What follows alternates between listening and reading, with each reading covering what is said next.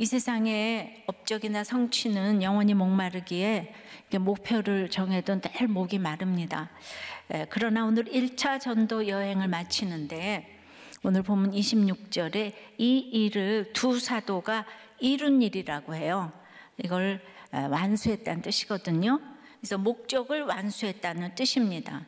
성령의 제자는 때마다 하나님의 말씀대로 이루어지는 것을 이제 그때 완수했다고 하는 것입니다. 오늘은 2020년 마지막 주일입니다. 우리가 성령의 완수를 했다고 하시는 것 같아서 감사해요.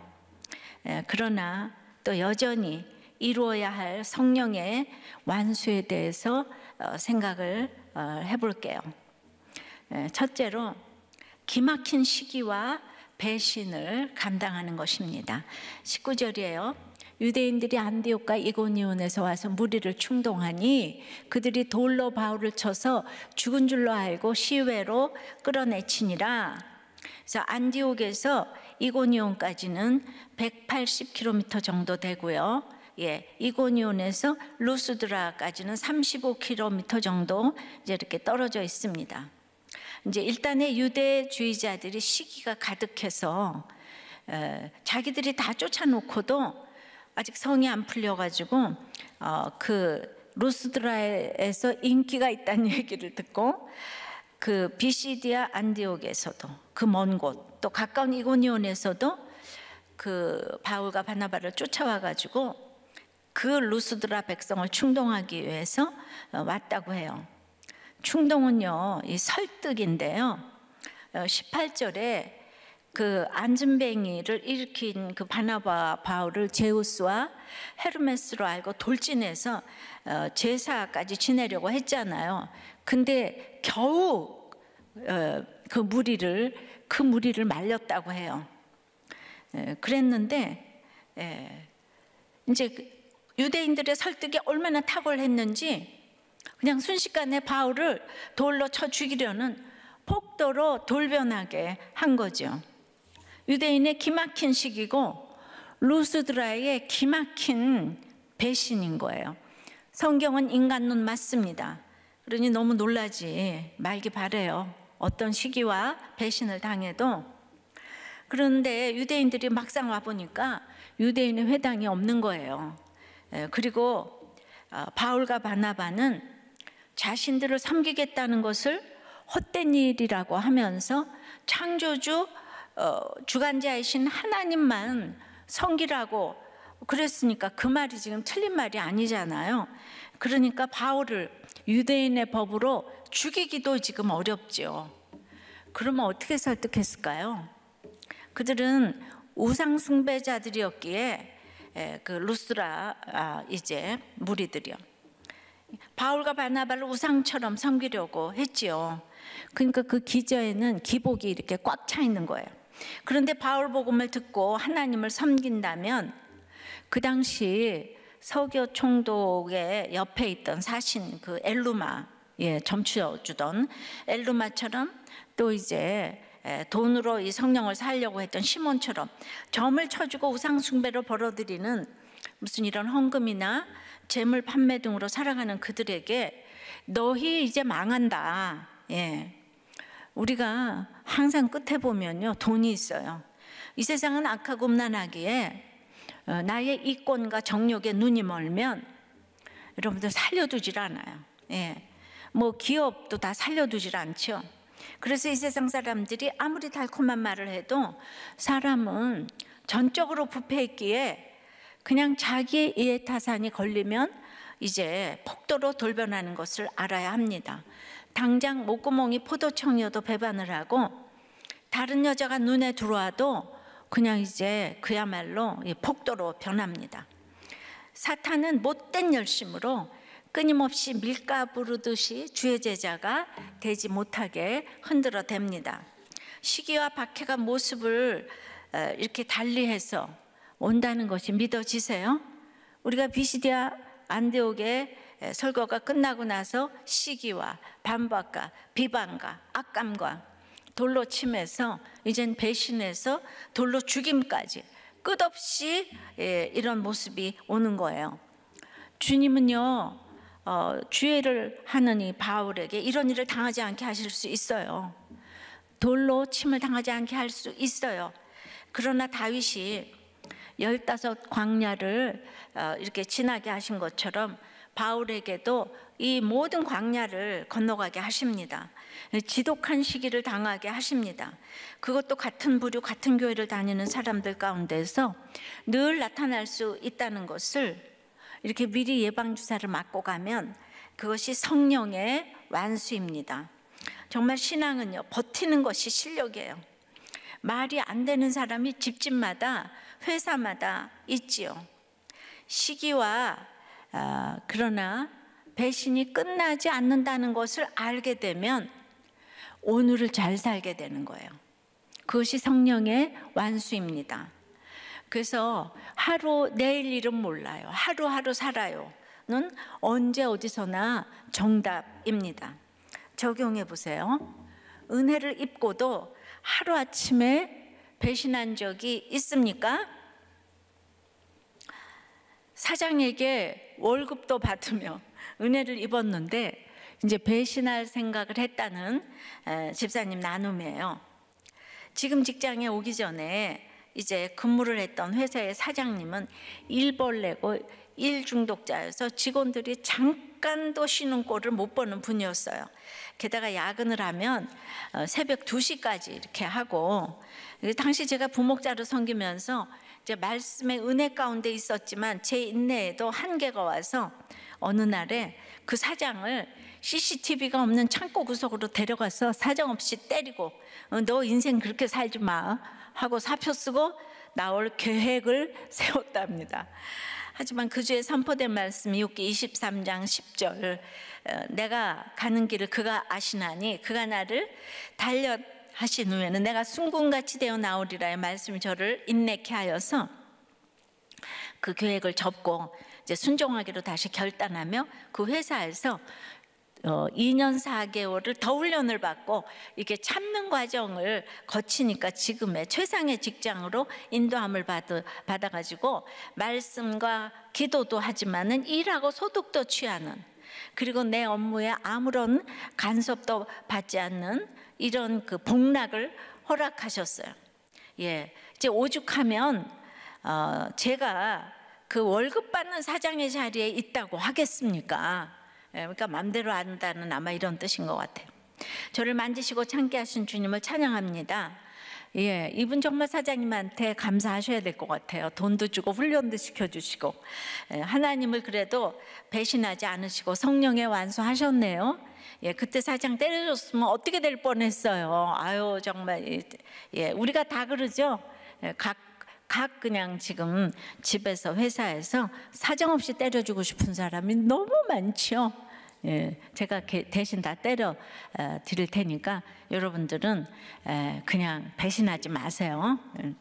자, 성령의 완수 두 번째는, 자, 기막힌 시기와 기막힌 배신에서 회개하며 툴툴 털고 일어나는 것입니다. 19절 후반부부터 20절입니다. 예, 그들이 돌로 바울을 쳐서 죽은 줄로 알고 시외로 끌어내치니라. 제자들이 둘러섰을 때 바울이 일어나 그 성에 들어갔다가 이튿날 바나바와 함께 더베로 가서, 그러니까 루스드라에도 이제 복음을 듣고 그리스도인이 된 제자들이 이미 생겼음을 지금 이제 표시합니다. 아마 디모데도 이 제자들 가운데 있었을 거예요. 근데 이들이 바울이 돌에 맞아 이제 성 밖으로 끌려갔다는 소식을 듣고 이제 모였어요. 그러니까 어찌할 바를 모르고 죽은 바울을 다 둘러서서 지금 쳐다보고 있는 거예요. 여러분, 우리는요, 예수를 믿어도 그냥 어찌할 수 없는 일들이 너무 많아요. 여러분은 이런 상황에서 다시 그 루스드라 성으로 들어갈 마음이 생기겠습니까? 예, 일어나서 가던 길을 계속 가시겠습니까? 예를 들면 제가 이 낙태법 개정 청원하다가 오해로 인해 돌에 맞아서 이렇게 정말 죽은 듯이 누워 있으면 여러분 어떡하시겠어요? 예, 여러분들이 둘러서서 할 수 있는 일이 뭐가 있겠어요? 그냥 둘러서서 저 구경하겠죠. 제가 이걸 보니까 그렇겠다. 예, 아무도 날 도와줄 사람이 없겠다. 예, 그런데 이제 바울은 여기서 자기의 생각, 느낌, 뭐 허탈, 허무가 중요한 것이 아니라 바로 그 상황에서 하나님이 무엇이라고 말씀하시는가 하는 것이 중요합니다. 근데 우리는 각자 다 자기의 느낌만 있어요. 자기의 아픔만 있습니다. 그러니 조금만 좌절을 겪어도 그냥 사명의 길을 딱 포기합니다. 일어서기를 거부합니다. 루스드라처럼 복음을 어제 받았는데 오늘 딱 돌로 칩니다. 돈하고 연결되니까, 자기 이권하고 연결되니까. 근데 이제 열왕기상 19장에 보면은 귀진한 엘리야에게, 이거 정말 최대의 선지자잖아요. 그런데 이르되 일어나 먹으라. 네가 길을 이기지 못할까 하노라 하는 이 음성이 사도 바울에게 들렸죠. 말씀의 능력을 힘입은 사람이에요. 일어섰어요. 자기의 길을 갔어요. 우리는 7번 넘어지면 8번 일어나야 합니다. 계속 넘어지라고 시기와 이런 배신을 허락하십니다. 그래서 이제 죽은 것 같은 바울이, 그러니까 죽었죠. 이 사람들이 죽은 줄 알고 내다버렸으니까 어저께까지 열광했던 주민들이 죽을 때까지 때린 거예요. 죽은 것을 확인할 때까지 때린 거예요. 사람이 이렇게 무서워요. 바울이 숨도 안 쉬고 있다 기적적으로 일어났어요. 그 다음에 마치 아무 일도 없었던 듯 일어나서 루스드라 성 사람들을 욕해야 될 텐데 툴툴 털고 일어나서 루스드라 성 안으로 들어가서 이제 또 뭐 제자들 챙겼겠죠. 하룻밤을 보내고 이튿날 다음 목적지 더베를 향해서 떠납니다. 더베에 도착했다는 것이 아니라 더베를 향해서 루스드라로 나갔다는 뜻이에요. 돌로 치면은 그냥 이렇게 먼지를 떨고 티끌을 떨고 떠나면 됩니다. 흥분하지 말고. 근데 이제 그 루스드라 성으로 하룻밤 거기 들어갔다 나왔다는 게 아주 이게 굉장히 대단한 것 같아요. 제자들 때문에 들어갔겠죠. 그러면 이제 우리가 생각해 볼 거는, 그러면은 이제 바울처럼 돼야지. 그럼 될 수 있는 것입니까? 그 바울은 너무 위대해. 그럼 이걸 또 따라할 사람이 누가 있겠습니까? 여기서 바울이 어떻게 이랬을까? 구속사는 항상요, 바울이 잘나서 이렇게 했다는 게 아닌 거예요. 이거 하나님께서 하셨다는 거예요. 이 일을 하나님께서 하셨는데, 하나님께 영광을 돌리고 하나님이 모든 거 하셨습니다. 그것도 좋은데 우리가 성경을 자세히 읽어갈 때는 왜 하나님께서 하셨는가, 추상적인 거 말고 구체적인 질문을 나한테 이렇게 해야 되는 거예요. 근데 어찌하여서 지금 이렇게 바울이 이렇게 할 수가 있었는가? 그들이 기절한 바울을 성 밖으로 끌어내쳤다 그랬잖아요. 이 단어는 바울이 성도들을 끌어낸 장면에서 쓴 이 단어와 같은 거예요. 그러니까 끌어내쳤다. 그러니까 우리가 성경을 전체적으로 이렇게 보면은 적용도 풍성해지거든요. 또 안디옥에서 이렇게 쫓겨난 일은 스데반이 성 밖으로 쫓겨난 일을, 또 이고니온에서 돌에 맞은 일은 스데반이 돌에 맞은 일을, 또 기절하여 성 밖으로 이렇게 질질 끌려 내쳐진 일은 성도들이 바울에 의해서 각자의 집에서 질질 끌려 체포된 일을 생각했다는 것을 지금 이제 생각나게 하는 일이죠. 실제로 바울은 스데반을 돌로 치는 일에 아주 주도적인 역할을 했죠. 스데반이 그때 스데반을 돌로 치는데 이 스데반이 성령의 얼굴이었다 그랬잖아요. 그걸로 제가 설교도 했는데, 그걸 돌로 맞을 때 성령의 얼굴을 하고 저들의 죄를 돌리지 말라고 하는 스데반의 그거를 바울이 생생하게 기억을 하고 있었을 것이죠. 그러니까 사람은요, 내가 돌에 맞을 때 보여주는 게 참 중요합니다. 제가 사이코지만 괜찮아라는 드라마를 잠깐 봤는데, 끝없이 계속되는 사이코 환자를 저렇게 대하는 거구나를 생각했어요. 그런데 이제 실제 삶에서 사이코 같은 식구들을 대하면서 때마다 툴툴 털며 일어나는 건 너무 어렵죠. 근데 요즘 이런저런 정신질환자가 집집마다 이제 너무 심각하다는 거예요. 하여튼 80% 정도는 요즘에 이렇게 속해 있다고 봐야 된다고 그랬는데, 그러면은 이럴 때 어떻게 툴툴 털겠습니까? 예. 그러니까 우리는 이렇게 보이는 것 때문에 열광을 하면은 그게 이제 보이는 거, 눈앞에서 병도 낫고 뭐 이런 것 때문에 열광하면 안 보이면 통곡을 하죠. 예수님을 호산나 다윗의 자손이라고 열광을 했던 무리들이 일주일 후에 십자가에 못 박으라 외쳤기 때문에 교회를 다녀도 사람은 믿음의 대상이 아닙니다. 그러므로 쓸데없는 열광과 비난을 초월해야 합니다. 우리의 주기도문은 눈물과 통곡으로 기도해야 하는 내용이지 박수치며 소리 지르는 기도 내용은 아니지요. 근데 소경처럼 낮은 환경에서 무시당할 때는 그냥 그러고 모두가 꾸짖을 때 이때는 모두가 들으라고 소리 지르며 불쌍히 여기소서 나사렛 다윗의 자손 나사렛 예수여 불쌍히 여기소서. 그렇게 하면은 이제 주님까지 들으시는 기도가 되는 거예요. 그러니까 우리가 기뻐하면서 소리 지를 내용은 전도이고 제자 양육이고 삶의 변화이고, 슬퍼할 이유도 전도가 안 돼서 제자 양육이 안 돼서 삶의 변화가 일어나지 않아서 슬퍼해야 되는 거예요. 그런데 기복적인 것으로 열광하면서 소리 지르면 아이가 붙었대! 그럼 떨어지면 너무 슬퍼해야 되겠죠. 사업이 성공했대! 그러면 이제 망하면 너무 슬퍼해야 되죠. 그러니까 뭔가 안 됐을 때는 배신을 그냥 순식간에 하는 거죠.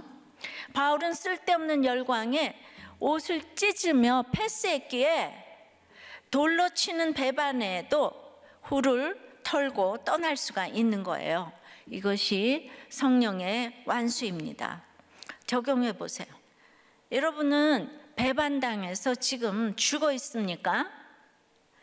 자기 죄를 보고 털고 일어났습니까? 근데 배반 중에는 자녀에게 배신당하는 것이 가장 힘들죠. 자녀는 정말 어찌할 수 없는 일들이 많아요. 한이 부목자님이 저희 가족 중에 큰 딸이 가장 큰 딸이 이제 가장이 아니고 그냥 큰 딸이 고인데 한 학기 전부터 자퇴를 하겠다고 해가지고 자퇴는 이제 안 된다고 했다가 얘가 너무 자퇴한다 그러니까 쿨하게 그러라고, 그래서 자퇴 숙려 기간을 7주간을 이제 보낸 거예요. 그런데 그래도 학교는 졸업하겠다 그래서 신라 같은 이제 희망을 가지고 7주가 끝나는데 그리고 곧장 기말고사인데 글쎄 또 7주가 되는 날 학교를 안 갔다는 거죠. 그 3일을 방에 들어가 가지고 나오질 않은 거예요.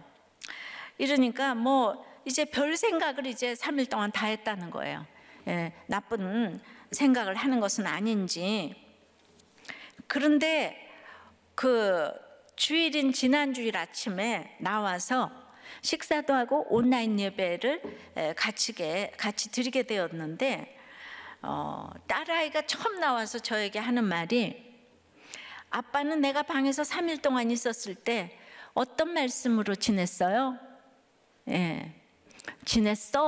지냈어요는 제가 잘 모르겠어요. 그렇게 지냈냐고 물어보는 것이었습니다. 그 말을 들으니 할 말이 없고 생각해보니 말씀을 붙잡고 살았던 것이 아니라 아이만 무사히 나왔으면 하는 걱정으로만 지냈다는 거죠. 그래서 방 안에 귀를 갖다 대고 인기척이 있는지 없는지 그냥 두렵기만 했는데, 딸이 그렇게 물어보니까 너무나 부끄러웠고, 그래서 너는 3일을 어떻게 지냈냐 그랬더니 누워서 계속 울었지만 그 와중에도 자기는 큐티 영상도 보고 말씀도 보고 그랬다고 했다는 거예요. 저는 그 기간에도 큐티를 형식적으로 하고 딸을 주목하면서 딸만 주목하면서 깊이 하지도 못했는데, 그리고 하나님께 물어보지도 못했는데 지난주 설교 말씀을 들으며 딸아이도 주목하지 못하는 제가 부끄러웠습니다. 그리고 이제 딸에게 필요한 것이 자퇴가 아니라 이렇게 공감해 주는 것이었는데, 또 딸이 자퇴한다고 할 때 저는 쿨하게 자퇴해 그랬는데, 이 딸에게는 그것이 도리어 안 좋은 모습으로 보였다는 거예요. 그러니까 여러분, 항상 이렇게 교양 있게만 대하려고 하지 말고, 너무 안 될 때는 욕도 하고 때리기도 좀 하고. 요새 잡혀가나요? 예. 좀 이제 많이 그래서 회개가 되었습니다. 앞으로는 딸아이를 주목하며 공감하도록 노력하겠습니다. 어저께 설교한 우리 초원님도 아주 집에서 그냥 권력 서열 부동의 1위인데, 이 사춘기 아들이 그냥 반항을 하기 시작하니까 그냥 딱 권력의 서열이 글로 넘어갔다는 거예요. 아빠하고 딸이 텔레비를 보고 있다가 아들만 들어오면 전부 소파에서 일어나가지고 리모트를 넘겨줘야 된다는. 그리고 거기 그 프로, 걔가 쇼미더머니 이런 오디션 프로그램을 보는데, 그러니까 이제 걔 혼자서 2시간을 차지하는데 자기가 이제 직장에서 와서 이게 뭐 하는 꼴인가 그러는데, 나중에는 걔가 2시간을 보면서 혼자 보니까 재미가 없잖아요. 그러니까 또 아빠는 왜 내가 보는 걸 안 보냐, 그래서 또 2시간을 같이 앉아서 그것을 보다가 그 아이가 뭘 좋아하는지 이렇게 공감을 하게 됐노라고. 예. 이번 주 수요일 날에 이제 간증을 하십니다. 예. 서열이 그냥 딱 바뀌었다는 거예요. 자, 성령의 완수 세 번째는, 우리 첫 번째는 기막힌 시계와 배신에 회개로 툴툴 털고 일어나면은, 세 번째는 제자를 그러니까 이제 키워야 되는 거죠. 성령의 완수는 제자를 키우는 거예요. 21절입니다. 복음을 그 성에서 전하여 많은 사람을 제자로 삼고 루스드라와 이고니온과 안디옥으로 돌아가서, 그러니까 이제 이 더베에서의 사역이 자세히 기록되지는 않았지만은 결과적으로 거기에서도 예수님의 제자가 세워졌음을 이제 나타냅니다. 그런데 여기서 이제 주목할 것이 하나 있는데, 이제 바울이 더베에서 안디옥까지 육로로 가는 것이 더 가깝고 쉬웠는데, 게다가 자기 고향 다소가 있어서 쉴 수도 있었는데, 굳이 자신이 왔던 길을 따라서 돌아가는 거예요. 자, 지도를 좀 보십시다. 그러니까 지금 수리 안디옥에서 이렇게 와가지고 아탈리아 버가를 통해서 안디옥, 비시디 안디옥으로 갔다가 지금 이고니온, 루스드라, 더베가 이제 1차 전도여행의 마지막 종착지예요. 그러면은 여러분들이 보시기에 더베에서 맨 처음에 출발한 그 안디옥 있잖아요. 그 안디옥으로 가기에는 이 육로로 가는 게 훨씬 가깝지 않아요. 그리고 중간에 그 다소가 있는 거예요, 자기 고향. 그럼 일로 가도 되는데, 다시 왔던 길을 이제 루스드라, 이고니온, 안디옥, 버가, 아탈리아 이렇게 그대로 해서 구부로는 이제 안 가고 도로 이제 안디옥으로 돌아오는, 이 도로 돌아오는 길을 택해서 이제 왔다는 거죠. 그러니까 돌에 맞아 죽을 뻔했던 루스드라, 자신을 죽이려고 계획을 세웠던 이고니온, 자신을 추방했던 안디옥으로 지금 이제 다시 돌아가는 거예요. 왜죠? 그곳에 방금 믿기 시작한 제자들이 있기 때문에 그걸 다시 이제 돌아본 거죠. 성도 인생의 목적은 편한 게 아니에요. 자기가 당한 사건에 갇혀 있다면 가지 못할 곳을 바울은 주께로 돌아온 이 한 영혼이 너무 귀하게 갈 수 있었습니다. 항상 성령의 완수를 생각할 수 있었기에 때려도 죽여도 악감을 가지고 있어도 제자가 생겼기에 들러보려고 그 위험한 곳을 가는 것입니다. 그리스도 예수 안에서 경건하게 살고자 하는 태도를 세상은 절대로 용납하지 않습니다. 반드시 박해합니다. 어떻게 해서든지 경건에서 벗어나도록 유혹을 하고 낙심을 주어서 벗어나도록 공작을 끊임없이 합니다. 그래서 많은 이들이 예수를 믿기로 작정을 했다가도 포기하고 다 세상으로 이제 이렇게 금세 돌아가는 거예요. 루스드라 주민들이 그렇게 열광하다가 금세 배신하고 돌아가는 거죠. 그러니까 초신자의, 새신자의 이 교회 정착은 교회 몫이라고 생각해서 관심 없이 방치하지는 않습니까? 어떤 초신자, 새신자도 해산하는 또 양육하는 수고가 없이는 절대로 교회에 정착하지 못합니다. 근데 부흥하는 교회는 이 새신자가 정착하는 비율이 높은 교회예요. 그러니까 늘 돌봐야 되는데 주님을 만남이 없는 사람들이 어떻게 돌보겠어요? 그러니까 이게 우리 교회 부흥을 위해서 정착을 시키는 게 아니에요. 하나님 나라 부흥을 위해서이죠. 근데 감사하게도 힘든 사람들이 제 설교를 듣고 이혼도 안 하고 또 회사에서도 잘 감내하면서 간다는 편지를 제가 너무 많이 받죠. 그것이 바로 하나님 그 나라인 거죠. 그런데 가가지고 이제 무슨 설교를 하나요?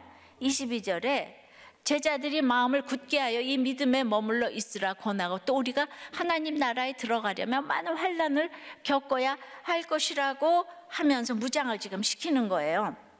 막 세워진 교회를 다시 방문했는데 그들에게 뭘 가르쳐 주냐면 다가올 미래가 꼭 성공과 안녕이 아닌 환난이기 때문에 이 얘기를 해줘야 되는 거죠. 물론 복음은 모든 믿는 자에게 구원을 주시는 하나님의 능력이에요.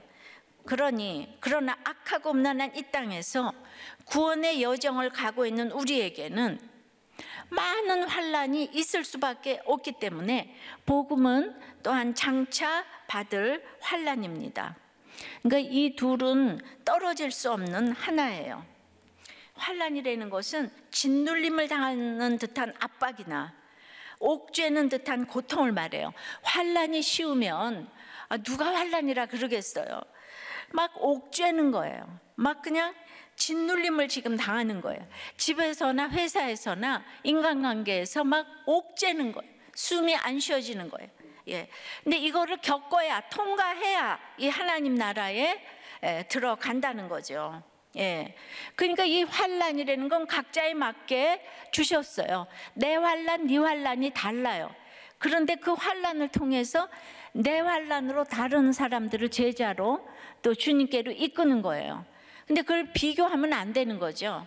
내 자녀, 네 자녀, 내 남편, 네 남편, 그 자녀이기 때문에, 그 남편이기 때문에 이 하나님 나라로 들어가게 되고 또 들어가게 할 수 있는 것이거든요.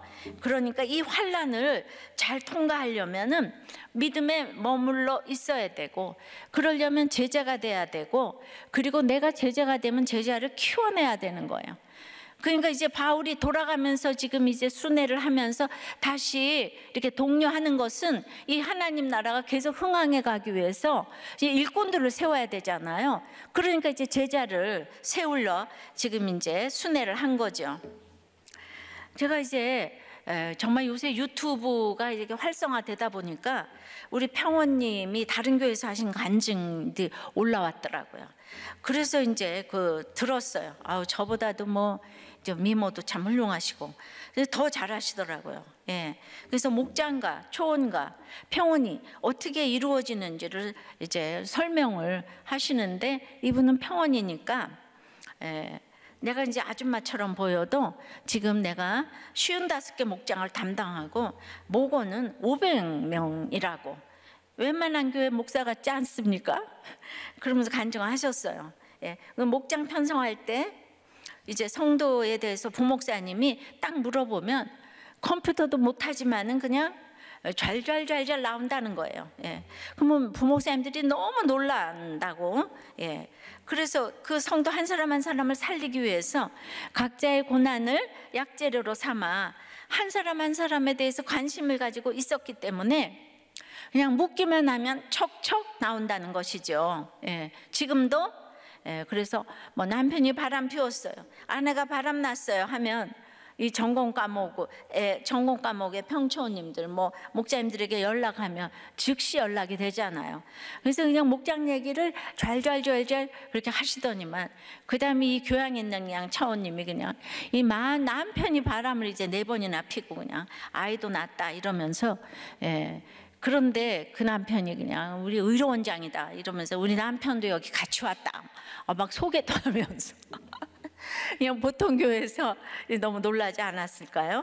근데 우리는 이런 전공자들이 수두룩하지 않아요. 그런 분들이 우리가 뭐 평초원님만 해도 뭐 남자 여자 합하면 뭐 100명이 훨씬 넘죠. 예.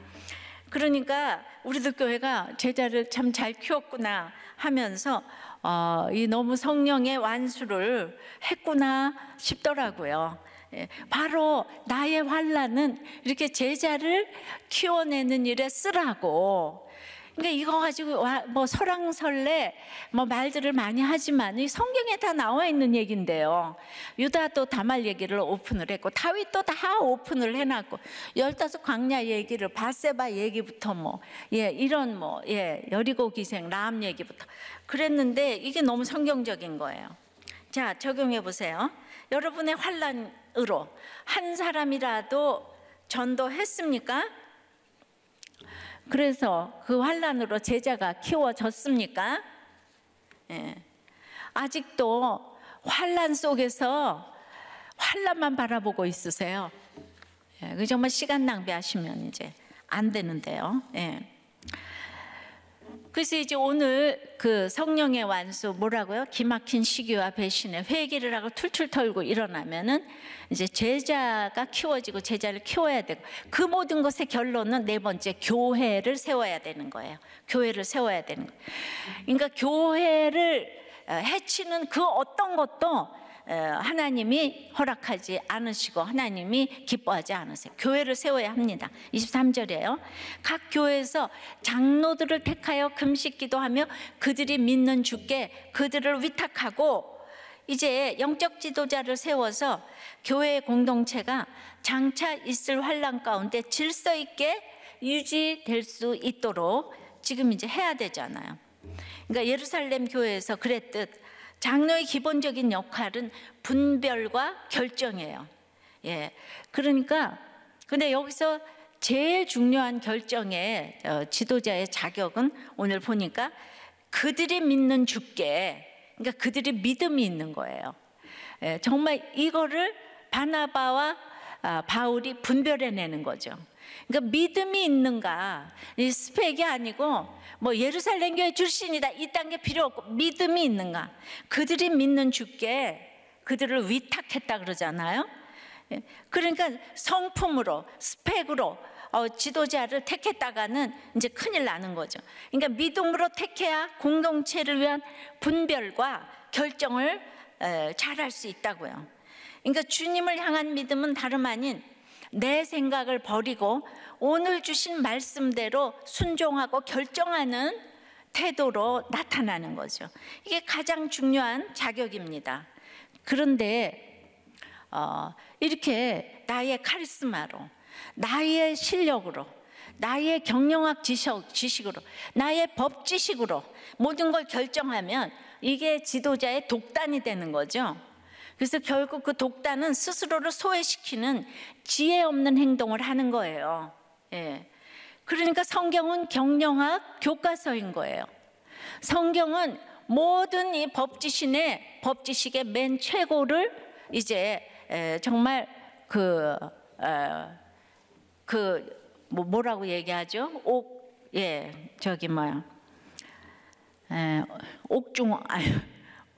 옥중옥. 예. 그렇게 해서 진짜 이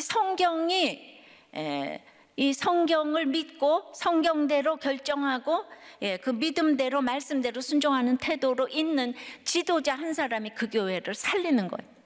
그러니까 지도자를 하는 사람 잘못 뽑으면 그 사람 하나 지혜 없어서 온 교회가 망하는 거고 회사가 망하고 집안이 망하고 이렇게 되는 거죠. 그래서 이제 이 장로를 세웠어요. 그리고 24절부터 6절까지 비시디아 가운데로 지나서 밤빌리아에 이르러 말씀을 버가에서 전하고 아탈리아로 내려가서 거기서 배 타고 안디옥에 이르니 이곳은 두 사도가 이룬 그 일을 위하여 전에 하나님의 은혜에 부탁하던 곳이라. 그러니까 안디옥부터 버가까지 돌아가는 여정을 누가는 왔던 여정과 마찬가지로 지금 이제 이렇게 한 줄에 기록을 해요. 그런데 이 13장 14절에 보면 버가에서 더 나아가 비시디아 안디옥에 이르러, 그 얘기가 있잖아요. 왜냐하면 전도 여행 초반에 그 버가에서 어려운 일을 당했잖아요. 왜 거기서 이제 그 마가가 떠나버렸잖아요. 바울은 아프고. 그런데 거기에서 버가에서 더 나아가 안디옥까지 갔다고 한 거 기억하시죠? 버가에서 더 나아갔다 그랬어요. 그랬는데 이제 귀환하면서 그 비시디아 안디옥부터 이제 버가까지 갔던 길을 따라 이제 도르토로스 산맥을 다시 가로질러서 왔다는 거예요. 버가까지. 이게 굉장히 힘든 여정이잖아요. 전도하고 뭐 이러고. 그런데 이게 자기 의와 열심으로 이렇게 했다면 사람은요, 처음과 끝이 같을 수가 없어요. 우린 처음과 끝이 다르지 않은 것은 저 사람은 정말 처음과 끝이 똑같아. 그럴 사람은 없다는 거예요. 처음부터 끝까지 주께서 맡기신 그 사명으로 감당했기 때문에, 사명 때문에 와서 살다가 가야 되니까, 사명을 감당하려면 말씀이 필요하잖아요. 그 매뉴얼이 필요하니까. 그래서 나는 간 곳이 없고 그 사명 붙들고 말씀을 붙잡았기 때문에 처음과 끝이 같은 거죠. 그런데 이게 뭐 교회도 야망으로, 선교도 뭐 성취를 목적으로 했다면, 바울과 바나바는 이제 마가가 떠나고 아팠던 버가에서부터 도저히 더 나갈 수 없는 거예요. 왜냐하면 성취가 목적이면 지금 이제 실패가 생겼잖아요. 근데 이 두 사도는 말씀의 순종을 목적으로 했기 때문에 이 실패 같은 현실에서도 말씀에 따라서 더 나아갈 수가 있었습니다.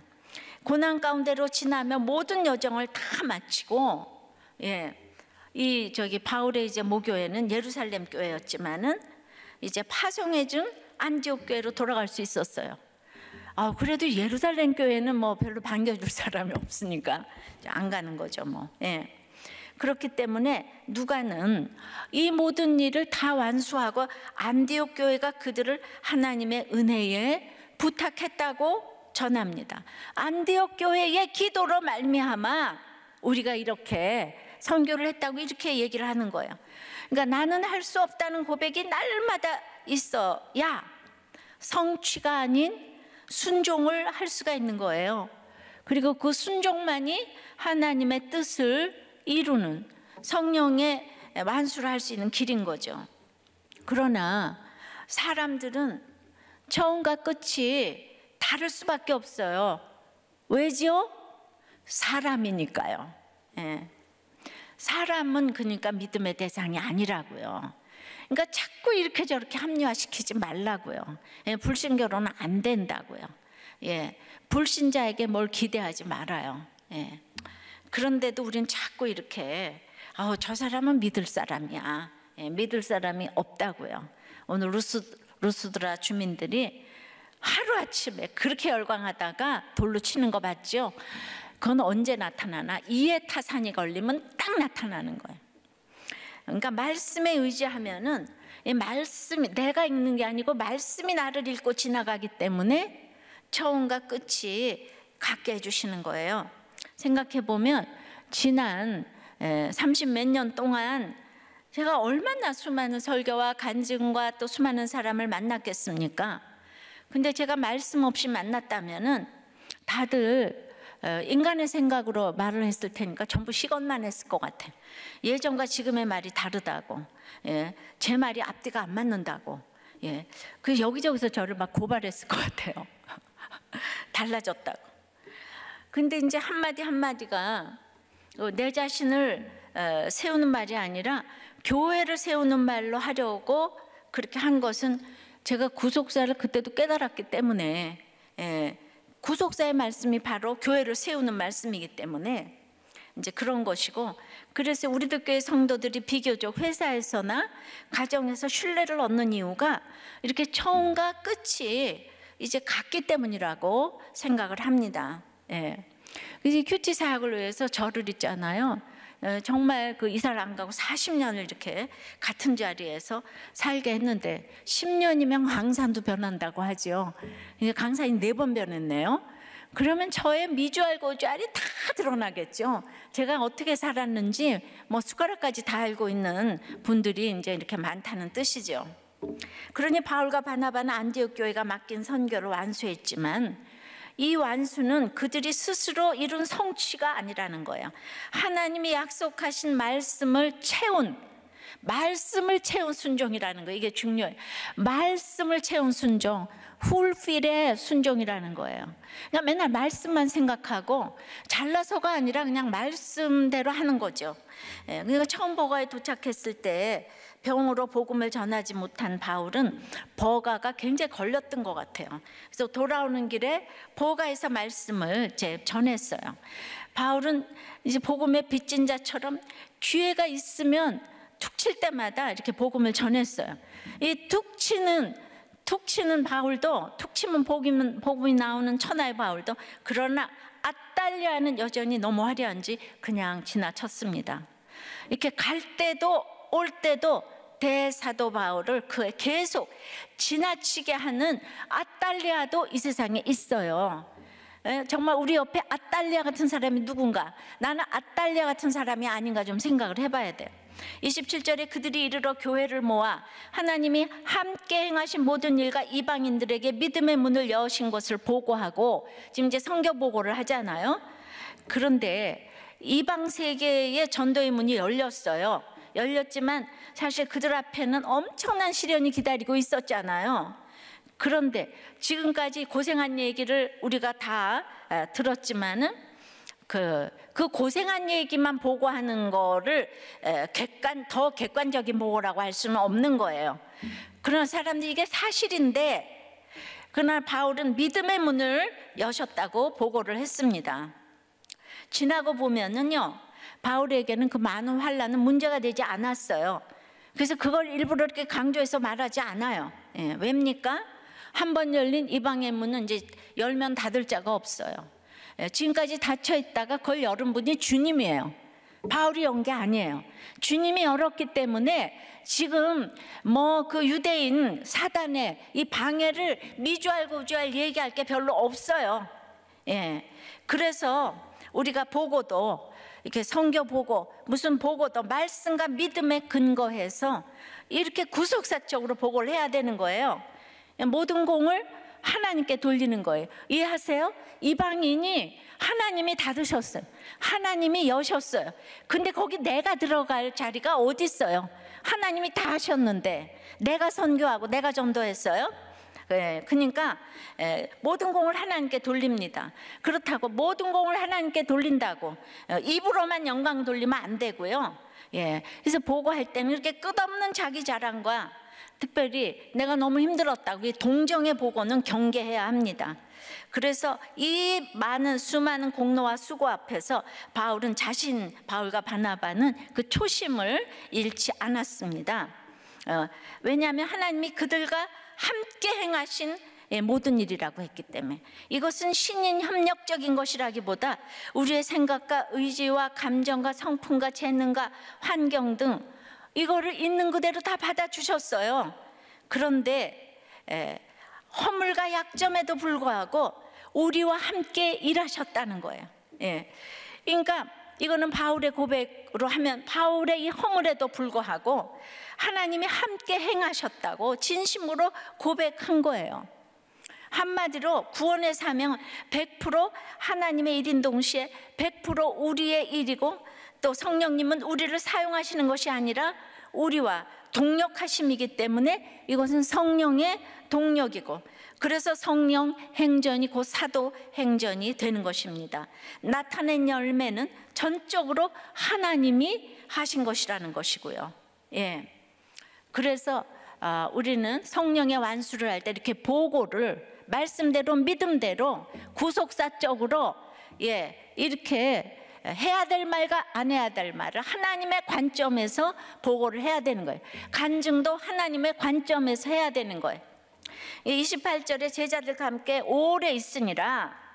이방의 땅끝 선교지에서나 모교회에서나 제자의 삶은 차이가 없음을 보여주는데요. 이 오래 있어의 디아트리보 생각나시죠? 14장 3절에 그 내 몸으로 사명의 자리를 반짝반짝 닦아서 윤이 나도록 비비고 닳도록 문지르고 걸레질하는 것처럼 수고하는 삶이 제자의 삶이라 그랬습니다. 근데 이 오래 있어의 시제가 14장 3절에 이고니온에서는 부정과거이고 여기 수리아 안디옥에서는 미완료예요. 왜 그런 거 하니? 이고니온은 오래 있어도 떠나야 할 사역지 교회고, 안디옥 교회는 영원한 본향 모교회라는 거예요. 성도는 보이지 않는 영원한 교회에 영원히 속해 있기에 하나님이 불러주신 그 가시적 교회에 잘 붙어 있어야 각자의 사명지에서 잘 머물 수 있다는 것입니다. 고난 없이 잘 지내는 삶이 아니라 주시는 말씀을 듣고 공동체 안에 잘 붙어 있으면 각자의 사명지에서도 잘 머물 수 있고, 사명지는 또 바뀌잖아요. 그럴 때 영원한 이방인 같은 내게 맡기신 땅끝 같은 가족과 이웃에게 믿음의 문이 열리게 되는 것입니다. 이것이 교회를 세우는 일이고 성령의 완수가 되는 것입니다. 이제 공동체 고백은 서로 시기하는 상황 속에서 가족 구원을 위해서 얼마나 한순간에 인간이 배반하고 돌로 치는 것 같은 일이 일어나는지를 읽어드릴게요. 내가 시기를 하고 있는 사람은 예수를 영원히 믿을 것 같지 않은 가족입니다. 아내는 나와 함께 수십 년 교회를 다녔고 최고의 직분까지 받았어요. 그래서 이제 60이 될 때까지 우리는 같이 산책도 하고 교회도 같이 다니는 너무나 원앙 같은 부부고 착한 아이들이 있었던, 모두가 이제 부러워하는 집이었던 것 같아요. 근데 60이 넘어서 아내가 우울증이 오고 갱년기가 온다 그래가지고 이제 그 초등학교 동창 모임에 나가보라고 한 것이 화근이 되어서 아내가 외도를 하게 되었죠. 그 후 격한 싸움을 한 뒤부터 교회를 나오고 있지 않습니다. 온 집안 식구가 교회를 안 나가는 거예요. 이분은 이제 흘러서 소문을 듣고 우리들 교회를 오셨어요. 아내는 제가 우리들 교회를 다니는 것에 대해 시기가 있는 것 같습니다. 왜냐하면 아내 입장에서는 도대체 예수가 믿어지지 않기 때문입니다. 착하고 말 잘 듣는 아들은 인권과 인본주의 포스트 모더니즘을 외치며 절대로 복음을 받아들이지 않습니다. 착하고 활동적인 딸은 복음에 대한 관심이 아예 없습니다. 그러니 아들, 딸도 내가 우리들 교회를 다니는 것에 대한 시기가 있습니다. 결국 가족들의 예수를 믿지 않고자 하는 불의에 대해 내가 지금 시기하고 있습니다. 그들에게 조심스레 복음을 전하려 하면 무관심과 무시로 일관하는 것을 보며 불의한 이 세상에 살려면 맨날 이렇게 무너져 내려가는 것을 경험해야 한다는 목사님 말씀 인정이 됩니다. 여러분, 왜 날벼락입니까? 평생 이렇게 교회 다니는 것 같다가 전부 온 집안 식구가 예수가 안 믿어진다고 한답니다. 나에게 시기를 당하는 사람 역시 아내와 아들과 딸입니다. 내가 우리들 교회와 목장 예배를 열심히 사수하는 모습을 보고 내 믿음에 대한 시기를 당하고 있습니다. 아무리 대단한 강권적인 가장의 권면이라 할지라도 예수의 제사함이 없이는 하나님 나라의 로열 패밀리에 누구도 들어갈 수 없다는 것이 인정되어지며, 그러한 시기와 비방에도 매일 큐티와 예배 목장을 사수하며 기도하는 나의 삶이 그들에게 그림자가 되어 복음을 전하는 것이 성령의 반응이라는 것을 깨닫게 하시는 것 같아요. 저는 이것이 성령의 완수라고 생각을 합니다. 주님, 2020년 마지막 주일에 이렇게 성령의 완수를 했다고 말씀을 해주시는 것 같아 감사합니다. 그러나 제가 지난 주일에 간증한 것처럼 이제 제가 무슨 완수를 또 했겠습니까? 내가 약하여서 감당하지 못할 일이 너무 많았습니다. 기막힌 시기와 배신에 두려워 떨었습니다. 이 피의식에 털지 못하고 밤잠을 못 자고 괴로워했습니다.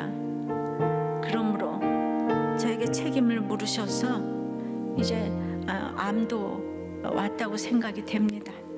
그러나 바울이 스데반 죽인 것을 생각하며 털고 일어났듯이 저도 이렇게 저의 죄를 늘 생각하며 늘 입이 다물어졌습니다. 그리고 늘 결론은 저의 가증함을 보시라고 회개하고 통곡할 수밖에 없었습니다. 우리들의 모든 환난에서 제자가 키워지는 것이 성령의 완수인데, 이제 아직도 환난만 바라보면서 어찌하여를 부르짖을 때가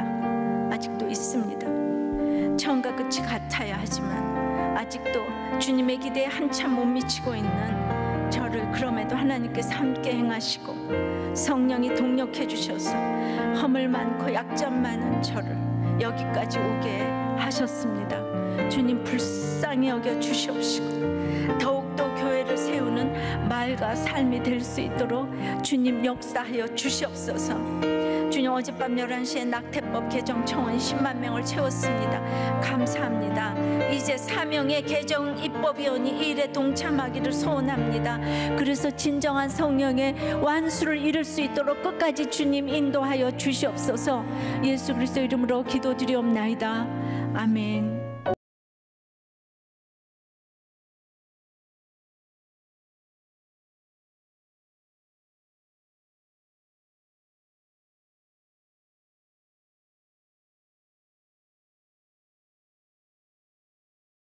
모태신앙이지만 중풍이신 아버지를 병서발하는 것이 힘들어 고쳐주지 않을 거면 하늘나라로 데려가시라는 기도를 했었고, 잠시 교회를 떠나 사는 동안 음주와 음란으로 살기도 했습니다. 가진 것도 없고 미래도 없는 저와의 결혼을 반대하는 처갓집을 설득하기 위해 혼전순결을 지키는 인내의 시간을 보내며 5일간의 금식 기도와 건축사 시험에 합격하는 놀라운 일을 체험했기에 평소 자녀들에게 공부는 못해도 주일 예배는 빠지면 안 된다고 강조하며 스스로 믿음이 있는 줄로 착각했습니다. 초등학교 5학년 때 사춘기가 온 첫째 딸이 주일에 교회를 안 가겠다는 말에 그만 화가 나서 매를 들었는데, 이때 창문 밖으로 뛰어내려 죽겠다던 딸을 말리지는 못할 망정 한강 가서 같이 죽자고 했습니다. 이렇게 첫째 딸의 자살 소동을 겪으며 우리들 공동체로 오게 되었는데도 우리 가정은 아무 문제가 없다고 생각했습니다.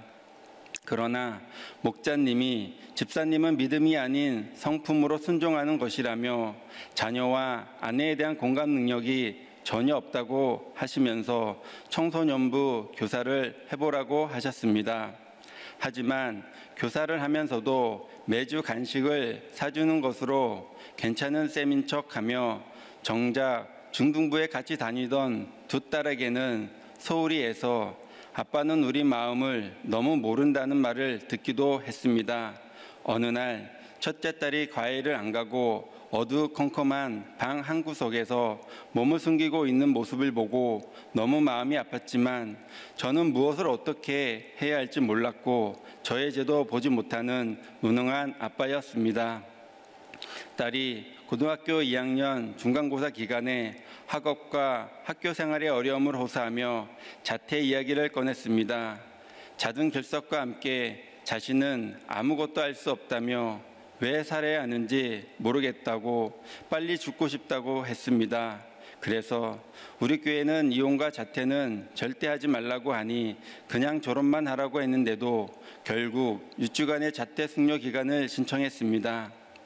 다행히 숙려 기간 동안 다른 목사님 말씀과 목장의 중보기도의 도움으로 진로에 관련된 공부도 시작하며 다시 학교에 다니겠다는 결정을 했고, 저는 그동안 그렇게 안 되던 큐티를 시작하게 되었습니다. 그런데 6주간의 숙려 기간을 끝내고 아침에 학교에 가려던 딸이 시험 보러 학교에 가야 되나 자퇴하면 안 되냐는 소리에 끝까지 인내하지 못한 아내가 엄마가 해줄 수 있는 게 없는데 어쩌라는 거라며 화를 냈고, 저는 그냥 자퇴를 시켜주라며 회피하듯 출근을 했습니다.